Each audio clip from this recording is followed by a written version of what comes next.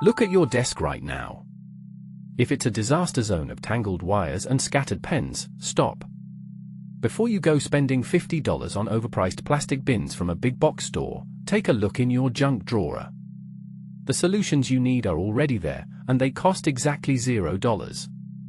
First up, empty toilet paper rolls. Don't toss them. Instead, grab a sturdy showbox and stand those rolls upright inside it, packed tight.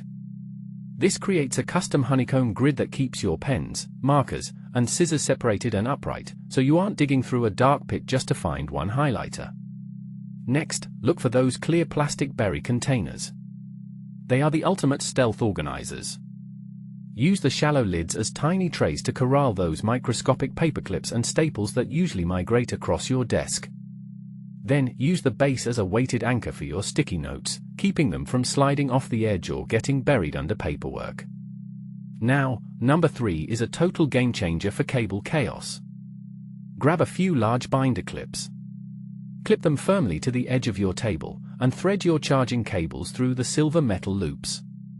Now, when you unplug your phone or laptop, the cords stay locked in place instead of sliding down the back of the desk into that dusty abyss where cables go to die. For the really small stuff, reach for empty mint tins. These little metal boxes are the perfect size for the things that always go missing: SD cards, USB drives, or those tiny, infuriating screws from your keyboard. They keep your tech essentials secure and portable, and they slide right into a drawer without taking up any space. Finally, let's talk about cardboard shoe boxes. Instead of just using them as a bin, cut the box diagonally. This creates a tiered riser that lifts your monitor to a more ergonomic height, while simultaneously creating a hidden, tucked-away slot underneath for your laptop or a notebook. It clears your surface area instantly.